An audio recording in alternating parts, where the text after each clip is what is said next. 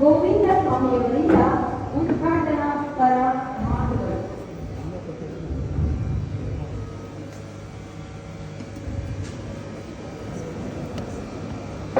ಎಲ್ಲರಿಗೂ ಬೆಳಗಿನ ವಂದನೆಗಳು.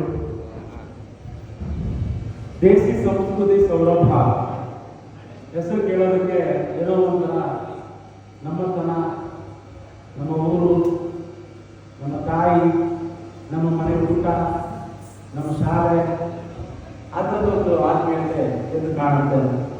ಅದರಲ್ಲೂ ತಾಯಿಯರು ಸಾಮಾಜಿಕವಾದ ಸಾಂಸ್ಕೃತಿಕ ಯುವ ವೇದಿಕೆ, ಸುತ್ತಕಟ್ಟೆ ಗೆಳೆಯರು, ಅದರಲ್ಲೂ ವಿಶೇಷವಾಗಿ ನಾಗೇಶ್ವರು ಮತ್ತೆ ನಿಮ್ಮ KK ಸಮೂಹ ಶಿಕ್ಷಣ ಸಂಸ್ಥೆ ಎಲ್ಲ ಸೇರಿ ಇವತ್ತು ಹಬ್ಬವನ್ನ ಇಲ್ಲಿ ಆಚರಿಸ್ತಾ ಇದ್ದೀರಿ. ಅದು ಕನ್ನಡದ ಹಬ್ಬಬಹುದು, ದೇಶೀಯ ಹಬ್ಬಬಹುದು, ಸಾಂಸ್ಕೃತಿಕ ಹಬ್ಬಬಹುದು, ಆಮೇಲೆ ಗಣ್ಯರ ಹಿತವಚನವಾಗಿರುವಂತಹ ಹಬ್ಬಬಹುದು. ಇದಕ್ಕಾಗಿ ನಾನು ಆಯೋಜಕರಿಗೆ ವಿಶೇಷವಾಗಿ ವೇದಿಕೆಯಲ್ಲಿರುವಂತವರೆಗೂ ಸೇರಿ ಎಲ್ಲರೂ ನಾನು ಧನ್ಯವಾದವನ್ನು ಹೇಳ್ತೀನಿ. ಬಹಳ ಮುಖ್ಯವಾಗಿ ಇಂದಿನ ಸಮಾರಂಭದಲ್ಲಿ ಅಧ್ಯಕ್ಷತೆಯನ್ನು ವಹಿಸಿರುವಂಥವರು ಕುಂಬಣ್ಣ ಅವರು ಬರಬೇಕಾಗಿತ್ತು. ಅವ್ರಿಗೂ ಕೂಡ ಧನ್ಯವಾದ ಹೇಳ್ಬೇಕು. ಯಾಕಂದ್ರೆ ಒಂದು ಶಿಕ್ಷಣ ಸಂಸ್ಥೆಯ ಮುಖ್ಯಸ್ಥರು ಆಶ್ರಯ ಇಲ್ಲ ಅಂದ್ರೆ ಯಾವುದೇ ಚಟುವಟಿಕೆಗಳು, ಅದರಲ್ಲೂ ಪಠ್ಯೇತರ ಚಟುವಟಿಕೆ ನಡೆಸೋಕೆ ಸಾಧ್ಯನೇ ಇಲ್ಲ. ಗೆಳೆಯ ಡಾಕ್ಟರ್ ಎಸ್ ಲಕ್ಷ್ಮೀನಾರಾಯಣ ಸ್ವಾಮಿ ಅವರು ನಾವು ಕೇಂದ್ರ ಸಾಹಿತ್ಯ ಅಕಾಡೆಮಿಯ ಕವಿಗೋಷ್ಠಿಗಳಲ್ಲಿ ಒಟ್ಟಿಗೆ ಭಾಗವಹಿಸಿದಂಥವರು. ಅವರು ವೇದಿಕೆಗಳಿದ್ದಾರೆ, ಅವರಿಗೆ ನಾನು ನಮಸ್ಕಾರ ಹೇಳ್ತೀನಿ. ಹಾಗೆ ರವಿ ನಾಯಕಪ್ಪ ಅವರು ಸಾಹಿತಿಗಳಿಗೆ ವಿದುಷಿಯವರು, ಇವತ್ತು ಯಾರ್ಯಾರು ವಿದುಷಿಗಳು ಮತ್ತೆ ಪ್ರಶಸ್ತಿಯನ್ನು ತಗೊಳ್ತಿರೋರು ಎಲ್ಲರೂ ನಾವು ವಿಶೇಷವಾಗಿ ಅಭಿನಂದನೆಗಳನ್ನು ಹೇಳ್ತೀನಿ. ಈ ಶಿಕ್ಷಣ ಸಂಸ್ಥೆ ಪ್ರಾಂಶುಪಾಲರಿಗೆ ಮತ್ತೆ ಇಲ್ಲಿ ನೆರೆದಿರುವಂಥ ವಿದ್ಯಾರ್ಥಿಗಳಿಗೆ, ಟೀಚರ್ಸ್ಗಳಿಗೆ, ಆಮೇಲೆ ಇಲ್ಲಿನ ಸ್ಟಾಫ್ ಎಲ್ಲರಿಗೂ ನಾನು ಅಭಾರಿಯಾಗಿದ್ದೇನೆ. ನಮಗೆಲ್ಲ ಗೊತ್ತೇ ಇದೆ, ದೇಶೀಯ ಜ್ಞಾನ ಅನ್ನುವಂಥದ್ದು ಬಹುಶಃ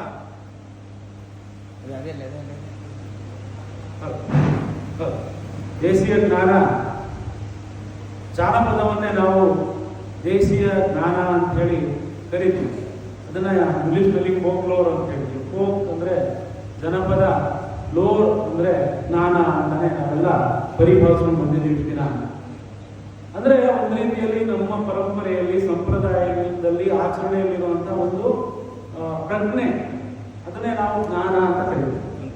ಅದು ಪರಂಪರಾಗತವಾಗಿ, ಮೌಖಿಕವಾಗಿ, ತಲತಲಾಂತರವಾಗಿ ಒಬ್ಬರಿಂದ ಒಬ್ಬರಿಗೆ ಹರಿದು ಬಂದು ಪ್ರಸ್ತುತತೆಗೆ, ಇವತ್ತಿನ ಅಗತ್ಯಕ್ಕೆ ಪರಿಹಾರವನ್ನ, ಶಿಕ್ಷಣವನ್ನ, ಪ್ರಜ್ಞೆಯನ್ನ ಕೊಡುವಂಥದ್ದೇ ನಮ್ಮ ದೇಶೀಯ ಜ್ಞಾನ. ಆ ಜ್ಞಾನ ಪರಂಪರೆಯನ್ನೇ ನಾವು ತಾಯಿ, ನಮ್ಮ ಬೇರು, ನಮ್ಮ ಮಣ್ಣು, ನಮ್ಮತನ, ನಮ್ಮ ಆತ್ಮೀಯವಾದದ್ದು ಅಂತೆಲ್ಲ ಅದನ್ನ ಕರಿತೀವಿ ನಾವು. ಅದು ಗ್ರಂಥಸ್ಥವಾಗಿರೋದು, ಅಂದ್ರೆ ಪುಸ್ತಕದಲ್ಲಿ ಪ್ರಿಂಟ್ ಆಗಿರೋದಿಲ್ಲ. ಅದು ಮೌಖಿಕವಾಗಿ ಬರುವಂಥದ್ದು. ಅದರಲ್ಲಿ ಕಲೆ, ಸಾಹಿತ್ಯ, ಸಂಸ್ಕೃತಿ, ಗಾದೆಗಳು, ಒಗಟು, ಅನಪು, ನಾಟಕ, ಇದೆಲ್ಲ ಎಲ್ಲವೂ ಸೇರಿರುತ್ತೆ. ಅಂದ್ರೆ ಒಂದು ರೀತಿಯಲ್ಲಿ ಜನಪದ ಅಂದರೆ ಬುಡಕಟ್ಟು ಅನ್ನುವಂಥದ್ದು ಅರ್ಥ ಆಗ್ತಾ ಇದೆ. ಯಾಕಂದ್ರೆ ಇವುಗಳ ಮೂಲ ಪ್ರೇರಕ ಶಕ್ತಿನೇ ಬುಡಕಟ್ಟುಗಳು, ಟ್ರೈಬಲ್ಸ್ಗಳು. ನಮ್ಮಲ್ಲಿ ಅವೆಲ್ಲ ಒಂದೊಂದು ಕಾಲಕ್ಕೆ ಟ್ರೈಬಲ್ಗಳಾಗಿರ್ತಂಥವ್ರು. ನಂತರದಲ್ಲಿ ನಾವು ನಾನಾ ಬೇರೆ ಬೇರೆ ರೀತಿಯ ಶಿಕ್ಷಣವನ್ನು ಪಡೆದು ಈ ಹಂತಕ್ಕೆ ತಲುಪಿದ್ದೀವಿ. ಹಾಗಾಗಿ ಪುರಾತನರ, ನಮ್ಮ ಹಿರಿಯರ ಎಲ್ಲ ಜ್ಞಾನವನ್ನ ಸತ್ಯಕ್ಕೆ ನಾವು ದುಡಿಸ್ಕೊಂಡು ನಮಗೆ ನಾವು ಬಳಸ್ಕೊಳ್ಳೋದೇ ಈ ದೇಶೀಯತೆ. ಅದನ್ನೇ ನಾವು ದೇಸಿ ಜ್ಞಾನ ಅಂತ ಕರಿತೀವಿ. ಇದು ಒಂದು ಡೆಫಿನೇಷನ್ ಅಂತ ಹೇಳ್ಬೋದು. ಬಹಳ ಮುಖ್ಯವಾಗಿ ಶಿಕ್ಷಣ ಸಂಸ್ಥೆಗೂ ಈ ದೇಶೀಯ ಜ್ಞಾನಕ್ಕೂ, ಪಠ್ಯೇತರ ಸಿಲೆಬಸ್ಗೂ, ಪಠ್ಯೇತರ ಚಟುವಟಿಕೆ, ಈ ಸಾಂಸ್ಕೃತಿಕ ಚಟುವಟಿಕೆ, ಸಾಹಿತ್ಯದ ಚಟುವಟಿಕೆಗಳು, ಕ್ರೀಡೆ, ಚಿತ್ರಕಲೆ, ಸಂಗೀತ, ನಾಟಕ ಏನ್ ಸಂಬಂಧ ಅಂತೇಳಿ ನೀವೆಲ್ಲ ಕೇಳ್ಬೋದು. ನಿಮ್ಮ ಮನೆಗಳೆಲ್ಲ ಹೇಳ್ತಾರೆ, ಸ್ಪೋರ್ಟ್ಸ್ ಹೋಗ್ಬೇಡ, ಪೋಲಿ ವಿದ್ಯಾ ಟೈಮ್ ವೇಸ್ಟ್ ಆಗುತ್ತೆ, ಪಾಠ ಕೇಳು, ತರಗತಿಗೆ ಹೋಗು, ನೆಟ್ಟಿಗೆ. ನೀನು ನಾಟಕ ಗೀಟಕ ಅಂತ ಹೋದ್ರೆ ಪೋಲಿ ಬಿಡ್ತೀಯ, ಹೋಗ್ಬೇಡ. ಸಂಗೀತಕ್ಕೆ ಹೋಗ್ತೀನಿ ಅಂದ್ರೆ ಹಾಳ ಹೋಗ್ತೀಯ. ಡ್ಯಾನ್ಸ್ ಅಂದ್ರೆ ಮುಗ್ದೋಯ್ತು. ಒಂದು ಕಾಲದಲ್ಲಿ ಡ್ಯಾನ್ಸ್ ಮಾಡೋರು, ನಾಟಕ ಮಾಡೋರು ಅಂದರೆ ಅವ್ರ ಬಗ್ಗೆ ತೀರಾ ಕೆಟ್ಟವಾದ ಒಂದು ಅಭಿಪ್ರಾಯ ಇದೆ. ಡ್ಯಾನ್ಸ್ ಮಾಡೋರು ವೇಶ್ಯರು, ನಾಟಕ ಮಾಡುವಂಥವ್ರು ನಿರ್ಗತಿಕರು, ಯಾರೋ ಅಧಿಕಾರಿಗಳು, ಭಿಕ್ಷುಕರು ಅಥವಾ ಯಾರೋ ಹಳ್ಳಿಗಾಡಿನ ಜನ ಅನ್ನುವಂಥ ಒಂದು ಕಲ್ಪನೆ. ಇವತ್ತು ಅದು ಏನಾಗಿದೆ ಅಂತ ನಾವು ಆಲೋಚನೆ ಮಾಡೋದು. ಯಾಕಂದ್ರೆ ಮಹಾತ್ಮ ಗಾಂಧೀಜಿಯವರು ನಮಗೆ ಶಿಕ್ಷಣದ ಬಗ್ಗೆ ಬಹಳಷ್ಟು ಸ್ವಾತಂತ್ರ್ಯ ಪೂರ್ವದಲ್ಲಿ ಹೇಳಿದರು. ಏನು ಈ 4 ಗೋಡೆ ಮಧ್ಯೆ ಮೆಕಾಲೆ ಕೊಟ್ಟಿರುವಂಥ ಈ ಶಿಕ್ಷಣ ಅಥವಾ ಕಾನೂನು, ಮೆಕಾಲೆ ಗೊತ್ತಲ್ಲ, ಬ್ರಿಟಿಷ್ ನಮ್ಮನ್ನು ಆಳದಂಥವ್ರು ಕೊಟ್ಟಂಥದ್ದು. ಆ 4 ಗೋಡೆ ಮಧ್ಯದಲ್ಲಿ 3/4 ಗಂಟೆ ಪಾಠ ಕಳಿಸ್ತೀವಿ, ನಿದ್ದೆ ಬರುತ್ತೆ, ದುರ್ಬಲತೆ ಬರುತ್ತೆ, ಬೋರ್ ಆಗುತ್ತೆ. ಆದರೆ ಮಹಾತ್ಮ ಗಾಂಧೀಜಿ ಹೇಳ್ತಾರೆ, ಶಾಲೆಗಳು ಜ್ಞಾನವನ್ನು ಕೊಡ್ತಾವೆ ನಿಜ, ಆ ಜ್ಞಾನನೇ ಸಾಕ ನಮಗೆ. ಇಲ್ಲ, ಗಾಂಧೀಜಿ ಸುಳ್ಳು ಹೇಳ್ತಾ ಇದ್ರು, ಕಳ್ತನ ಮಾಡ್ತಾ ಇದ್ರು, ಅವ್ರ ತಂದೆಗೆ ಒದೆ ತಿಂತಾ ಇದ್ರು, ನಮ್ಮ ಹಾಗೆ ಇದ್ದಾಗ ಇದೇನ್ ಮಾಡ್ಬೇಕೆಲ್ಲ ಮಾಡಿದ್ರು. ಸಡನ್ ಆಗಿ ಅವರಲ್ಲಿ ಒಂದು ಚೇಂಜಸ್ ಬಂತು. ಯಾವಾಗ ಅವರು ಒಂದು ನಾಟಕ ನೋಡ್ತಾರೆ, ಸತ್ಯಹರೀಶ್ ಚಂದ್ರ ಒಂದು ಶ್ರವಣ ಪಿತೃಗಳು ನೋಡಿದ್ಮೇಲೆ ಅವ್ರಿಗೆ ಆಲೋಚನೆ ಶುರುವಾಗುತ್ತೆ. ನಾನು ಯಾಕೆ ಇಂಥ ಕೆಲಸ ಮಾಡ್ತಾ ಇದ್ದೀನಿ, ನಾನು ಸತ್ಯದ ಹಾದಿನಲ್ಲಿ ಯಾಕೆ ನಡೀತಾ ಇಲ್ಲ, ಸುಳ್ಳು ಹಾದಿನಲ್ಲಿ ಯಾಕೆ ಹೋಗ್ತಾ ಇದ್ದೀನಿ, ಕಳ್ತನ ಯಾಕೆ ಮಾಡ್ತಾ ಇದ್ದೀನಿ, ತಪ್ಪು ಮಾಡ್ತಾ ಇದ್ದೀನಲ್ಲ ಅಥವಾ ಪರಿವರ್ತನೆ ಆಗುತ್ತೆ. ಯಾವ ಸ್ಕೂಲು ಕೂಡ ಅವರ ಈ ಪರಿವರ್ತನೆ ತಂದುಕೊಟ್ಟಿಲ್ಲ, ಯಾವ ಸಿಲೆಬಸ್ ತಂದುಕೊಟ್ಟಿಲ್ಲ, ಒಂದು ನಾಟಕ ತಂದು ಅವಾಗ ಅವರು ಆಲೋಚನೆ ಮಾಡ್ತಾರೆ, ಅಲ್ಲ ಈ ಶಾಲೆಗಳೆಲ್ಲ ಬರೀ ಜ್ಞಾನ ಕೊಟ್ಟು ಅದರ ನಾಟಕ ನನಗೆ ಜ್ಞಾನ ಯಾಕೆ ಬೇಕು ಅಂತ ಹೇಳ್ಕೊಡ್ತಲ್ಲ, ಅದು ಪಠ್ಯೇತರ ಚಟುವಟಿಕೆಯಲ್ಲಿ ಅದು ಬಹಳ ಮುಖ್ಯವಾದ ಶಿಕ್ಷಣ ಪದ್ಧತಿ ಆಗಬೇಕು. ಪಠ್ಯದಲ್ಲಿ ಒಂದು ನಾಟಕ, ಸಂಗೀತ, ಕ್ರೀಡೆ ಇವೆಲ್ಲವೂ ಬಂದಾಗ ಒಂದು ವಿದ್ಯಾರ್ಥಿಗೆ ಎಷ್ಟೆಲ್ಲ ಲಾಭ ಆಗುತ್ತೆ ಅಂತ ಅವರು ಆವತ್ತು ಹೇಳಿದ್ರು. ನಮ್ಮ ಭಾರತೀಯರಿಗೆ ಯಾರಿಗೂ ಅರ್ಥನೇ ಆಗಲಿಲ್ಲ. ಇಂಗ್ಲೆಂಡ್, ಅಮೆರಿಕಾ, ಲಂಡನ್, ಗ್ರೀಕ್, ಬೇರೆ ಬೇರೆ ದೇಶದಲ್ಲೆಲ್ಲ ಅಳವಡಿಸ್ಕೊಂಡ್ರು. ಆಮೇಲೆ ಅವರು ಆ ಮಕ್ಕಳೆಲ್ಲ ರ್ಯಾಂಕ್ ಬರೋಕ್ಕೆ ಶುರು ಮಾಡಿದ್ರು, ತುಂಬಾ ಚೆನ್ನಾಗಿ ಜ್ಞಾನ ಪಡ್ಕೊಂಡ್ರು, ಕ್ರಿಯಾತ್ಮಕವಾಗಿ ಅವರ ಉಚ್ಚಾರಣ ಸ್ಪಷ್ಟ ಬಂತು, ಎಲ್ಲ ತರದ ಕೆಲಸಗಳು ಮಾಡೋ ಧೈರ್ಯ ಬಂತು, ಪ್ರಶ್ನೆ ಮಾಡೋ ಧೈರ್ಯ ಬಂತು. ನಾನು ಸಮಾಜದ ಒಬ್ಬ ಅನ್ನೋ ಹಾಗೆ ಬದುಕೋದಿಕ್ಕೆ ಟೋಟಲ್ ಅವರ ವ್ಯಕ್ತಿತ್ವನೇ ವಿಕಾಸ ಆಗೋಯ್ತು. ಅವಾಗ ಲಿಂಡಾ ವಿಲಿಯಮ್ಸ್ ಅಂತ ಅಮೆರಿಕಾದಲ್ಲಿ ಸಂಶೋಧನೆ ಮಾಡ್ತಾರೆ. ಅವರು ಏನು ಇವರು ಈ ತರ ಹೇಳ್ತಾರಲ್ಲ, ಈ ಸಿಲೆಬಸ್ ಪುಸ್ತಕ ಅಂತ ಓದ್ತಾರೆ ನಾವು ರ್ಯಾಂಕ್ ಬರೋದು, ಆದ್ರೆ ಉಲ್ಟಾ ಇರ್ತಾವಲ್ಲ ಥಿಯರಿ. ಯಾಕೆ ಪಠ್ಯೇತರ ಚಟುವಟಿಕೆಯಲ್ಲಿ ಇರೋ ಮಕ್ಕಳೇ ಹೆಚ್ಚು ರ್ಯಾಂಕ್ ಬರ್ತಾ ಇದ್ದಾರೆ ಅಂತ ಸಂಶೋಧನೆ ಮಾಡಿ ಸಕ್ಸಸ್ ಆಗುತ್ತೆ. ಅವಾಗ ನಮ್ಮ ಇಂಡಿಯಾದವರು ನಿಧಾನ ಕಣ್ತರಿತೀವಿ. ಕಲೆಗೆ, ಸಾಹಿತ್ಯ, ಸಂಸ್ಕೃತಿಗೆ, ದೇಶೀಯತೆಗೆ ಈ ಪಟ್ಟಿ ತಿಳಿದಿರೋ ತಾಕತ್ತಿದೆಯಲ್ಲ, ಇದನ್ನ ಯಾಕೆ ಶಾಲೆಗಳಲ್ಲಿ ಅಳವಡಿಸ್ಕೋಬಾರ್ದು, ಸಿಲೆಬಸ್ ಮಾಡಬಾರ್ದು ಅಂತೇಳಿ ಇಂಟರ್ನ್ಯಾಷನಲ್ ಸ್ಕೂಲ್ಗಳು ಅದನ್ನು ಅಳವಡಿಸ್ಕೊಳ್ಳೋಕೆ ಶುರು ಮಾಡಿದ ಮೇಲೆ ನಮ್ಮ ಜ್ಞಾನ ಪರಂಪರೆ ದೊಡ್ಡದಾಗಿ ಬೆಳೆಯೋಕೆ ಶುರು ಆಗಿದೆ. ನಮ್ಮಲ್ಲಿ ಒಂದು ಬುಡಕಟ್ಟು ಹಾಡಿನ ಒಂದು ಎಳೆ, ಚಾಮರಾಜನಗರ, ಕೊಳ್ಳೇಗಾಲ ಕಡೆ ಕಾಡಲ್ಲಿ ಹೇಳುವಂತ ಒಂದು ಹಾಡು ಸಡನ್ ಆಗಿ ಇಂಟರ್ನ್ಯಾಷನಲ್ ಲೆವೆಲ್ ಅಲ್ಲಿ ಅದು ಬಿಡಿಸೋಕೆ ಶುರು ಆಗುತ್ತೆ. ಇನ್ನೆಲ್ಲೋ ಒಂದು ಇರುವಂತ ನಮ್ಮ ಯಕ್ಷಗಾನ ಇಂಟರ್ನ್ಯಾಷನಲ್ ಲೆವೆಲ್ ಅಲ್ಲಿ ಹೋಗುತ್ತೆ. ಹಾವಾಡಿಗಳು ಬುಡಕಟ್ಟು ಜನ ಟೆಂಟಲ್ಲಿರೋರು ಹಾವಾಡಿಸಿ ಕೋಟೆ ಆಡಿಸ್ಕೊಂಡು ಗರಡಿ ಆಡಿಸ್ಕೊಂಡು ಒಂದು ನೃತ್ಯ ಸಡನ್ ಆಗಿ ಕಲಿಬೇಡಿ ಅಂತ ಇಂಟರ್ನ್ಯಾಷನಲ್ ಲೆವೆಲ್ಗೆ ಹೋಗ್ಬಿಡುತ್ತೆ. ಹಾಗೆ ಬಂಜಾರರ ಒಂದು ನೃತ್ಯ ಅಥವಾ ಅವರ ಪ್ರಸ್ತುತಿ, ಡ್ರೆಸ್, ನಮ್ದು ಅಕಾಡೆಮಿ ಮಾಡಿದೀವ. ಅವರು ಭಾರತ ದೇಶದ ಸಂಸ್ಕೃತಿ, ಪರಂಪರೆ, ನಿಮ್ಮ ಹೆರಿಟೇಜ್ ಏನು ಅಂತ ವಿದೇಶಿಯರು ಕೇಳಿದ್ರೆ ಒಂದು ತಾಜ್ ಮಹಲ್, ಇನ್ನೊಂದು ಬಂಜಾರ ಕಸೂತಿಯ ಡ್ರೆಸ್ ಅಂತ ತೊಟ್ಟ ಮಹಿಳೆ ತೋರಿಸ್ತಿದ್ರು ತುಂಬಾ ವರ್ಷಗಳು. ಹಾಗೆ ಅಂದ್ರೆ ನಮ್ಮಲ್ಲಿರುವಂತ ದೇಶೀಯವಾದಂತ ಕಸೂತಿ ಇರ್ಬೋದು, ವ್ಯವಸಾಯ ಇರ್ಬೋದು. ವ್ಯವಸಾಯ ಮಾಡ್ತಾರೆ ಯಾರು? ಪ್ರಥಮ ಮಹಿಳೆಯರು. ಪ್ರಥಮ ಹೋರಾಟ ಮಾಡ್ತಾರೆ ಯಾರು? ಹೀಗಾಗಿ ಮಹಿಳೆ ಅಕ್ಕ ಮಾತ್ರ ಇರ್ತೀವಿ. ಇಂಥದ್ದೇ ನಮಗೆ ಗೊತ್ತಿಲ್ಲ, ನಮ್ಮಲ್ಲಿರುವಂಥದ್ದೇ ಗೊತ್ತಿಲ್ಲ. ನಾವು ಬಹಳ ದೊಡ್ಡದಾಗಿ ಥಿಯೇಟರ್ಲ್ಲಿ ಥಿಯರಿ ಆಫ್ ಎಲಿಮಿನೇಷನ್ ಕೊಟ್ಟ ಸ್ಟ್ರಿಂಡ್ಬರ್ಗ್, ಚೆಕಾಫ್, ಆಂಟನ್ ಚೆಕಾಫ್, ಬ್ರೆಕ್, ಬಕೆಟ್ ಅಂತೆಲ್ಲ ಥಿಯರಿಗಳನ್ನ ನಾವು ವಿದೇಶಿಯ ಸಿಲೆಬಸ್ ಇಟ್ಕೊಂಡು ಓದ್ತಾ ಇರ್ತೀವಿ. ಆದ್ರೆ ನಮ್ಮ ದೇಶೀಯ ಜ್ಞಾನದಲ್ಲಿ, ಯಕ್ಷಗಾನದಲ್ಲಿ ಕೊಡಂಗೆ ಥಿಯರಿ ಆಫ್ ಎಲಿಮಿನೇಷನ್ ಇಟ್ಟಿರ್ತಾನೆ, ಅದು ನಮ್ಗೆ ಅರ್ಥನೇ ಆಗಿರುತ್ತೆ. ಈ ಥರದ್ದೆಲ್ಲ ನಾವು ಸ್ಟಡಿ ಮಾಡಿದಾಗ, ಸಂಶೋಧನೆ ಮಾಡಿದಾಗ ನಮ್ಮ ಜ್ಞಾನ ಪರಂಪರೆ, ನಮ್ಮತನ ದೊಡ್ಡದು, ಹೆಮ್ಮೆ ಅನಿಸುತ್ತೆ. ಇವತ್ತು ಇಂಗ್ಲಿಷ್ ಕಾನ್ವೆಂಟ್ ಅಲ್ಲಿ ಇರುವಂತವ್ರಿಗೆ ಈಗ ಚೇಂಜ್ ಆಗಿದೆ. ಮೊದಲು ಇಂಗ್ಲಿಷ್ ಕಾನ್ವೆಂಟ್ ಅಲ್ಲಿ ಓದೋರು ಬಹಳ ದೊಡ್ಡ ಇದು.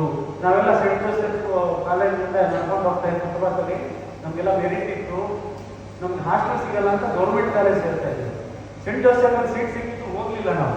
ಆ ಥರ ಅವಾಗ ನಮಗೆ ಹೊಟ್ಟೆ ಕಿಚ್ಚಿದೆ, ಇಷ್ಟು ಚೆನ್ನಾಗಿ ಬಟ್ಟೆ ಹಾಕೊಳ್ತಾರೆ, ನಾವು ಗೌರ್ಮೆಂಟ್ ಸ್ಕೂಲಲ್ಲಿ ಕಾಲೇಜಲ್ಲಿ ಇದ್ದೀವಿ, ನಮ್ಗೆ ಬಟ್ಟೆ ಇಲ್ಲ, ನಾವು ಹೊರದಿರೋ ಬಟ್ಟೆ ಹಾಕೊಂಡು ಹೋಗ್ತೀವಲ್ಲ, ನಮಗೆ ಏನು ಇಂಥ ಸ್ಥಿತಿ ಅಂದರೆ ನಾವು ಇವತ್ತು ಸಕ್ಸಸ್ಫುಲ್ ಆಗಿ ರೇಟ್ ನೋಡಿದಾಗ ರ್ಯಾಂಕ್ ತಗೊಂಡಿದ್ದು ಗೌರ್ಮೆಂಟ್ ಸ್ಕೂಲ್ ಮಕ್ಕಳು, ನಾನು ಕೂಡ ಸ್ವತಃ ನನ್ನ ರ್ಯಾಂಕ್ ಇದೆ, ಎಲ್ಲ ತಗೊಂಡಿದ್ದೀನಿ, ಮತ್ತು ಡಿಗ್ರಿ ಮಾಡಿದ್ವಿ, ಇವತ್ತು ಚೇರ್ಗಳನ್ನು ಮಾಡ್ತಿದ್ದೀವಿ. ಯಾವ ಗ್ರಾಮೀಣ ಬಡ ವಿದ್ಯಾರ್ಥಿ ನಾನು, ಏನೋ ಶಿಫಾರಸು ಇಲ್ಲದೆ ಚೇರ್ಮನ್ ಆಗಿದ್ದೇನೆ ಅಂದರೆ ನನ್ನ ಜ್ಞಾನ, ನಾನು ಪಡ್ಕೊಂಡಿದ್ದ ಥಿಯೇಟರ್ನ ಜ್ಞಾನ ಇವತ್ತು ನನ್ನನ್ನು ಇಲ್ಲಿ ತಂದು ನಿಲ್ಲಿಸಿದೆ, ಇವತ್ತು ಇಲ್ಲಿ ಕಾಲೇಜ್ ತಂದು ನಿಲ್ಲಿಸಿದೆ. ಹಾಗಾಗಿ ಬಡತನಕ್ಕೆ ಹೆದರಬಾರ್ದು. ನಮ್ಮ ಹಿನ್ನೆಲೆ ಬಡತನದ್ದು, ನಾನು ಸ್ಲಮ್ಮಲ್ಲಿದ್ದೀನಿ, ನಾನು ಬಿಲ್ಡಿಂಗಲ್ಲಿದ್ದೀನಿ ಅನ್ನೋದು ಯಾವುದು ಲೆಕ್ಕಕ್ಕೆ ಬರಲ್ಲ. ಯಾರು ಯಾವ ಪ್ರಮಾಣದಲ್ಲಿ ನಿಮ್ಮ ಸಿಲೆಬಸ್ ಜೊತೆಲಿ ಪಠ್ಯೇತರವಾಗಿ ಸಾಂಸ್ಕೃತಿಕ ಚಟುವಟಿಕೆಗಳಿದ್ದೀರಿ, ಸಾಹಿತ್ಯದಲ್ಲಿದ್ದೀರಿ, ಕವಿತೆ ಬರೀತಾ ಇದ್ದೀರಿ, ನಾಟಕ ಬರೀತಾ ಇದ್ದೀರಿ, ನೀವು ಒಂದು ಕತೆ ಬರೀತಾ ಇದ್ದೀರಿ, ನೀವು ಓದ್ತಾ ಇದ್ದೀರಿ, ನೀವು ಯೂಟ್ಯೂಬಲ್ಲಿ ಏನನ್ನ ಸ್ಟಡಿ ಮಾಡ್ತಾ ಇದ್ದೀರಿ, ಯೂಟ್ಯೂಬಲ್ಲಿ ಬರೀ ಫಿಲಮ್ ನೋಡೋದಲ್ಲ ಅಥವಾ ಕೆಟ್ಟದ್ದು ನೋಡೋದಲ್ಲ, ಜ್ಞಾನಕ್ಕೆ ಪೂರ್ವಕವಾಗಿ ಸಾಕಷ್ಟು ಈ ಕಾಲದಲ್ಲಿ ಬದುಕ್ತಾ ಇದ್ದೀರಿ. ಎಲ್ಲವನ್ನ ಸ್ಟಡಿ ಮಾಡಿದ್ರೆ ಕೂತಿದ್ದ ಜಾಗದಲ್ಲಿ ನೀವು ಡಿಗ್ರಿನೂ ಪಾಸ್ ಮಾಡ್ತೀರಾ, ಮೆಮೊರಿನೂ ಪಡ್ಕೊಳ್ತೀರಾ. ಸುಮ್ಮನೆ ಒಂದು ಉದಾಹರಣೆ ಹೇಳ, ನಮಗೆಲ್ಲ ಪದ್ಯ ಇರ್ತಾಯಿತ್ತು 3 ಸಾಲಲ್ಲಿ 2 ಲೈನ್ ಬರೀತೇನೆ, 1 ಲೈನ್ ಬರೀತೆ ಫೇಲ್ ಆಗ್ತಿದ್ವಿ. ನಾಟಕದಲ್ಲಿ ನಾವು 60 ಪೇಜ್ ಪದ್ಯ ಹೇಳ್ತೀವಿ, ಹೇಗೆ ಸಾಧ್ಯ ಆಗುತ್ತೆ? ಡಾಕ್ಟರ್ ರಾಜ್ಕುಮಾರ್ ಅವರು 20 ನಿಮಿಷ ನಿರಂತರವಾಗಿ ಡೈಲಾಗ್ ಹೇಳ್ತಾರೆ. ಅದೊಂದು 20 ನಿಮಿಷ ಅಂದ್ರೆ 1 ಪೇಜ್, 1 ನಿಮಿಷಕ್ಕೆ 1 ಪೇಜ್ ಅಂದ್ರೆ 20 ಪೇಜ್ ಡೈಲಾಗ್ ಕಂಟಿನ್ಯೂಸ್ ಆಗಿ ಹೇಳ್ತಾರೆ. ನಾವು ನಾಟಕದಲ್ಲಿ ಹೇಳ್ತೀವಿ ನೋಡಿ, ಅವನಂತೆ ಚಕ್ರವರ್ತಿ ಇಹಲೋಕ ಸಾರ್ವಭೌಮ ನರರತಿಯು ಮನೆಯೊಂದು ರಾಜರಿಗೆ, ರಾಜವನಾದರೂ ಸುಖವಾರ್ತೆಯನ್ನು ಕೇಳಿ ನಡುನಡುಗೆ ಕಪ್ಪ ಕಾಣಿಕೆಗಳನ್ನು ಹಿಡಿದು ಕೈ ಬೆರಳುಗಳನ್ನು ನಡೆಸಿ ನಿತ್ಯ ಬಹುತನ ಮಾಡಿದು ಮೃತ್ಯು ಸೂಕ್ತವ ಪಠಿಸಿ ತೆರೆದಂತೆ ಅಲೆ ಸತ್ತು ನಿಲ್ಲುವರು. ನಾನು ಅವರ ಬಳಿ ಸಾರಿ ನಿಂತು ಮೃತ್ಯುವನ್ನು ಗೆಲ್ಲಂತೆ ಚೀರುವರು. ಖಂಡ ಕಾಲಿಗೆ ಅರಸುಗಳ ಕೊರಡುಗಳ ರಂಗದಲ್ಲಿ ನರ್ತಿಸುವ ವೈಭವದ ಬೆರ್ಬಯಕ್ಕೆ ಸರಿಪೆನೋ ಮಹಾತಾಯಿ ಅಂಗುಲಿ ಮಾರನಿ ಗಮನಿಗಳಲ್ಲಿ ವೀರ ತೇಜದ ರಕ್ತ ಹರಿಯುತ್ತಿರುವ ಅನ್ನೆಗ ಮಾನಿನ ಬಯಕೆನೋ ಅರಸರಸಾಗಿ ರಾಜ್ಯವನ್ನು ಕೋಶವನ್ನು ಪದವಿ ವೈಭವಗಳನ್ನು ಅನಿತೇಕೆ ತೃಣ ಕಣ ಒಂದರೂ ಒಲ್ಲೆನ ಒಂದೇ ಬಯಕೆಯು ನನಗೆ ನರಶಿರವ ಚೆಂಡಾಡಿ ನಿಂದಡಿಯ ನೀರಾಡಿ ನೋಡಿ ಸುರಿಸುವ ಬಯಕೆ. ಓ ದೇವಿ ಪ್ರಸಾದವು ಎಂಬಂತೆ ಕೈ ಬೆರಳು ಪಾಲನೆಗೆ ಅಂಗುಲಿ ಕತ್ತರಿಸಿ ಮಾಲೆ ಸೂಡುವ ಸೊಗಕ್ಕೆ ಸ್ವರ್ಗವೇ ಅಪ್ರಿಯಗೊಳಿಸುತ್ತಿದೆ. ಎಲ್ಲಿದೆಂದು ರಾಜ ಮಕುಟಗಳ ಮಣಿಕಾಂತಿ ನಿನ್ನಡಿಯ ಇಂದ್ರ ಧನುವನ್ನು ಸಿಂಗರಿಸಲಿದೆ. ಇರುನಾಯ ಹೊಂದಿರೋ ಬಳಿಕ ಮಾರಣ ಹೋಮ ಹಳೆ ಅಂಗುಲಿ ಮಾಲೆ ಬೇಸರವಾಯಿತು ನನಗೆ, ಹೊಚ್ಚ ಹೊಸ ಅಂಗುಲಿ ಮಾಲ ಆಗುವೆ ನಾಳೆ. ಏಕಾಂಶ ಬರೋದು ಯಾವುದು ನರಪ್ರಾಣಿ ಇದ್ದರೆ ಬರುತ್ತಲಿದೆ, ಏಕೆ ಬಾನು ಏನೋ ಈ ಅಪರ ಸಮಯದಲ್ಲಿ ಬಡಗಳಲ್ಲಿ ಕೆನ್ನಾಲಿಗೆ ಚಾಚಿ ಮಾಡಿ ಸೃಷ್ಟಿಯನ್ನು ನಡೆಯಲು ತೋರುತ್ತದೆ. ಇಂಥಲ್ಲಿ ಬಾನೆಗೆ ಬದುಕು ಬೇಸರವಾಯಿತು.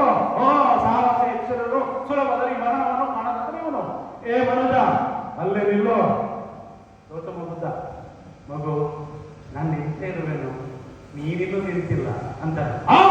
ಈ ಅಂಗುಲಿ ಮಾಲಿಗೆ ಪಡೆದು ಬದುಕಿರುವ ಶೂರನೊಬ್ಬನಿಲ್ಲ ಎಂಬುದಿಲ್ಲದೆಯ ಓ ಪುಣ್ಯ ಸಾರಣ ಶಿಕ್ಷಣೆ. ಇದು ಒಂದು ಡೈಲಾಗ್ ಅಂಗುಲಿ ಮಾಲ.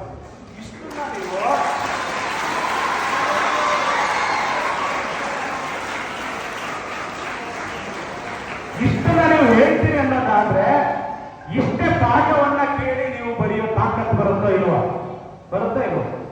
ಸಿಂಗಿರಾಜ ಅಂತ ಎಚ್.ಎಸ್. ಶಿವಪ್ರಕಾಶ್ ಅವ್ರ ಕಾವ್ಯ ಇದೆ, 60 ಪೇಜ್ ಇದೆ. ಅದು ನಾವು ನಿರಂತರವಾಗಿ ಇಂಟರ್ ಯೂನಿವರ್ಸಿಟೀಸ್ ಲೆವೆಲ್ ಅಲ್ಲಿ ನಾಟಕ ಮಾಡಿ ನಾನು ಬೆಸ್ಟ್ ಆಕ್ಟರ್ ತಗೊಂಡ್ಬಿಟ್ಟೆ. ಅಷ್ಟು ಬರ ಹೇಳ್ತೀವಿ. ಹಗಲಿನಲ್ಲಿ ಕಂಪಿಗಳ ಸರಿವಾದ ಎರಡುಗಳಲ್ಲಿ ರಾತ್ರಿ ಬಿಡಿಸಿಕೊಂಡಿದೆ, ಬಿಸಿಲು ಗೋರುಗಳ ಒಂದುಳ ಕುಣಿತದ ಕೆಳಗೆ ನಡಕು ಬಟ್ಟೆ ಹೊಟ್ಟೆ ಮುಗಿತ ನಕ್ಷತ್ರ ಗಣನಗರ 2ರಷ್ಟು ಮರಣದಂಡನೆ ಎಂದಾಗ ಸೂಜಿಗಳಾದ ರೋಮ ರೂಪಗಳ 3ರಷ್ಟು ಭಯದ ಕಂಪನದ ಪಾತ್ರಗಳು ಹೇಳಿವೆ. ಕಪ್ಪಡಿಗೆ ಕಡಲಿಗೆ ಉಳುವಿಗೆ ದಿಕ್ಕುಪಾಲಾಗಿ ಕಾಲು ಕಿತ್ತರೆ ಅಯ್ಯೋ ಅಪ್ಪಗಳ ಚಪ್ಪಲಿಗಾದ ಗೋಮಾಂಸದಂತೆ ಬೇಯಿಸಿದ ಹಳೆಯ ಸಂತತಿಯ ಗೋರಿಗಳ ಕೊಳ್ಳಿ ಧ್ರುವಗಳು ತ್ರಿಪುರಾಂತಕ ಮಂದಿರಕ್ಕೆ ಬೆಂಕಿ ಕೊಟ್ಟವೆ. ಈ ತರ ಅಂದ್ರೆ ಒಂದು ನಾಟಕ ನಿಮಗೆ ಇಡೀ ಪಾಠವನ್ನ ನೆನಪಿಟ್ಕೊಂಡು ಬರೆಯೋ ತಾಕತ್ ಕೊಡುತ್ತೆ. ಆದ್ರೆ ನೀವ್ಯಾಕೆ ನಾಟಕ ಮಾಡಬಾರ್ದು? ನೀವ್ಯಾಕೆ ಕವಿತೆ ಬರೀಬಾರ್ದು? ನೀವ್ಯಾಕೆ ಸಂಸ್ಕೃತಿ ಕ್ಷೇತ್ರ ಸಾಹಿತ್ಯ ಕ್ಷೇತ್ರ ಕೊಡಬಾರ್ದು? ಇಷ್ಟೇ ಸೀಕ್ರೆಟ್, ಏನ್ ಜಾಸ್ತಿ ಹೇಳಲ್ಲ. ನಿಮ್ಗೆಲ್ಲ ಅರ್ಥ ಆಗಿದೆ ಅನ್ಕೊಂಡಿದ್ರಿ. ಅದಕ್ಕೆ ತಾತ್ಸರ ಇಲ್ಲದೆ ಧೈರ್ಯವಾಗಿ ಸಾಂಸ್ಕೃತಿಕ ವಲಯ ಪಠ್ಯೇತರ ಚಟುವಟಿಕೆಯಲ್ಲಿ ಭಾಗವಹಿಸಿ ಸ್ಪೋರ್ಟ್ಸ್ ಅವರು ಕೇಂದ್ರ ಸಾಹಿತ್ಯ ಅಕಾಡೆಮಿ ಪ್ರಶಸ್ತಿ ಒಂದು ಕವಿತೆ ತಗೊಂಡ್ಬಿಟ್ರು. ನಾನು ಒಂದು ಕವಿತೆ ಬಂದು ಇಂಟರ್ನ್ಯಾಷನಲ್ ತಗೊಂಡೆ. ಅಂದ್ರೆ ಈ ತರದ ನಾವೆಲ್ಲ ಹಳ್ಳಿಯಲ್ಲಿ ಬಂದವರು ಇವತ್ತು ಗೌರ್ಮೆಂಟ್ ಸಿಲೆಬಸ್ ಮಾಡ್ತೀವಿ, ಗೌರ್ಮೆಂಟ್ ಬಜೆಟ್ ಮಾಡ್ತೀವಿ, ಗೌರ್ಮೆಂಟ್ ಮ್ಯಾನಿಫೆಸ್ಟೋ ಮಾಡ್ತೀವಿ ಅಂದ್ರೆ ಯಾರು ಹಳ್ಳಿಯವರು ನಾವು ಏನು ಅವರೆಲ್ಲ ನಮ್ಮ ಜೊತೆ ಓದ್ತಾ ಇದ್ದಾರೋ, MBBS ಓದ್ತಾ ಇದ್ರು, IAS ಓದ್ತಾ ಇದ್ರು, ಅವೆಲ್ಲ ಎತ್ಕೊಂಡು ಹೋಗ್ತಾರೆ. ಅವರೆಲ್ಲ ಬರೀ ಲೆಕ್ಚರರ್ ಆಗಿದ್ದಾರೆ. ನಾವು ಭಾಷಣ ಮಾಡೋದು ಇದರಿಂದ ಆಡಿಯನ್ಸ್ ಕೂತ್ಕೊಂಡು ಒಬ್ಬ ಹೇಳೋದು 3 ಜನ ನಮ್ಮ ಮಕ್ಕಳು ನೀವೆಲ್ಲ ಹಾಳಾಗಿ ಹೋಗ್ಬೇಕು ಎಲ್ಲೋ ಹಳ್ಳಿಗೆ ಹೋಗಿ ಸೇರ್ಕೊಂಡಿದ್ದಾರೆ ಅಂದ್ರೆ ನಿಮ್ಮ ಭಾಷಣ ಕೇಳೋದು ನಮ್ಮ ಪರಿಸ್ಥಿತಿ ಅಂತ ನಮ್ಮ ಸ್ನೇಹಿತರು ಹಂಗಿರುತ್ತೆ. ಹಾಗಾಗಿ ಯಾರು ಕೀಳಕ್ಕೆ ಇಲ್ಲ ಏನಿಲ್ಲ, ಎಲ್ಲರೂ ನಾವು ವಿದ್ಯಾರ್ಥಿಗಳು ಏನು ಸಾಧಿಸ್ತೀವಿ ಈ ಹಂತದಲ್ಲಿ ಅದೇ ನಮಗೆ ನಿಲ್ಲೋದು. ಅದರಿಂದ ಅಂತಿಮವಾಗಿ ಶಿಕ್ಷಣನೇ, ಅದು ಬಾಬಾ ಸಾಹೇಬ್ ಹೇಳಿದ್ದು ಅದೇನೆ, ಬೇರೆ ಬೇರೆ ನಾಡಿಗಳು ಹೇಳಿದ್ದು ಅದನ್ನೇ. ಎಲ್ಲರೂ ನಮಗೆ ನೀವು ಶಿಕ್ಷಣ ತಗೊಳ್ಳಿ, ಒಳ್ಳೆಯ ಶಿಕ್ಷಣ, ಗಾಂಧೀಜಿ ಎಲ್ಲರೂ ವಿವೇಕಾನಂದ ಎಲ್ಲ ಚಿಂತಕರ ಅಭಿಲಾಷೆ ನಾನು ಅದೇ ಹೇಳಿದ್ವಿ. ಇಷ್ಟು ಅವಕಾಶ ಮಾಡಿಕೊಡಿ ಎಲ್ಲ ವಹಿಸಿ ದೇಶ ಮಾಡ್ತಾರೆ. ಧನ್ಯವಾದ.